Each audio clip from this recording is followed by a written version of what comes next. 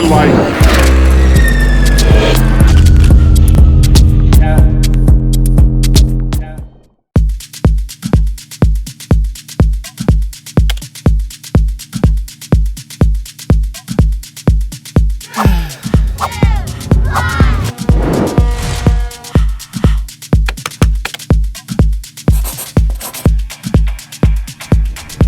Step 1.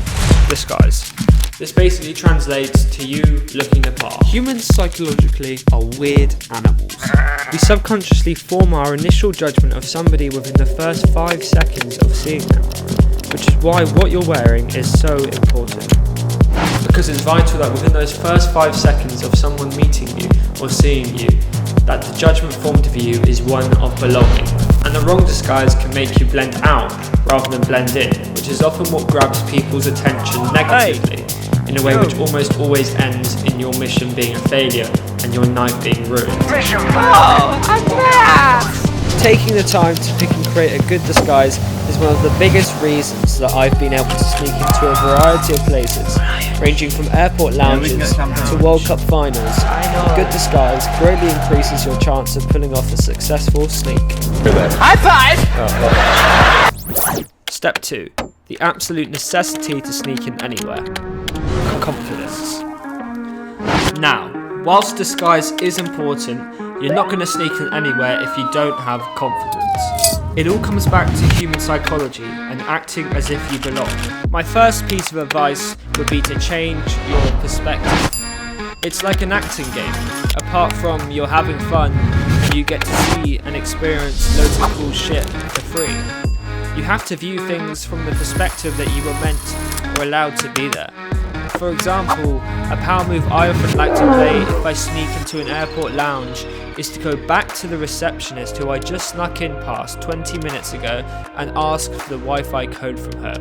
From her perspective, you wouldn't do this if you had snuck in because it'd be too stupid, right? You have to almost try and force yourself to act the opposite of your natural tendencies, because hiding in a corner is exactly what someone who's hiding does. In order to persuade everyone that you belong, act like you belong, and be confident about what you do. Go up to the bar and get drunk, because you're a paying customer.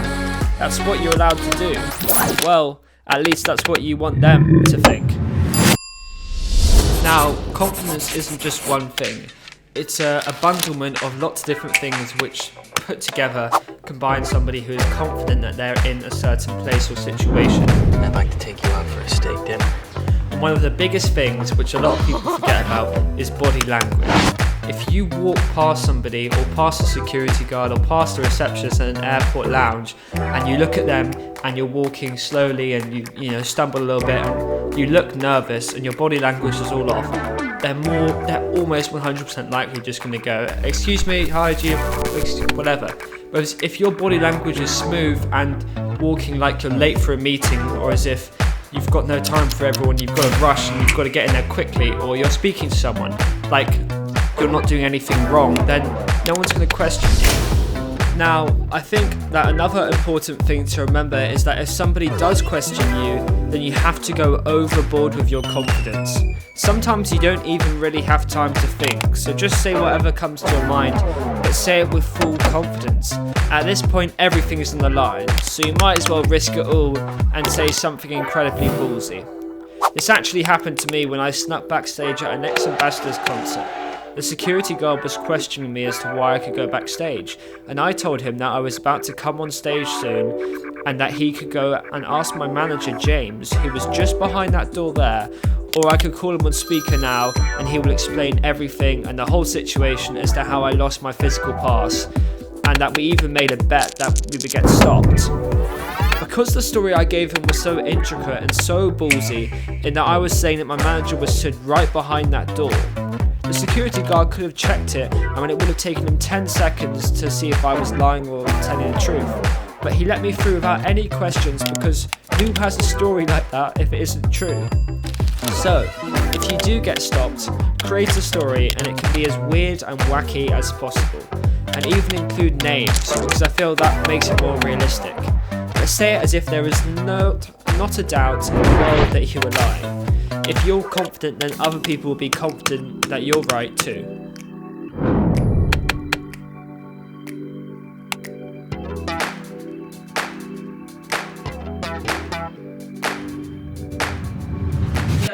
Yeah, but have a bit more energy than that. Well, you told me not to spit Have a bit more energy. Stop. I'm working now. I'm going to see. Close the door.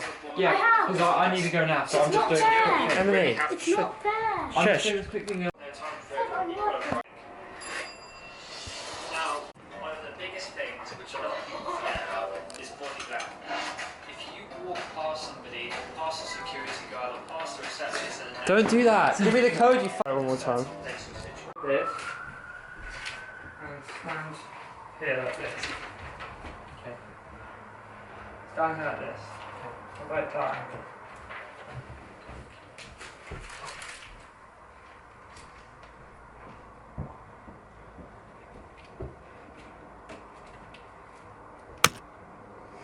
Good. Is this the lounge thing?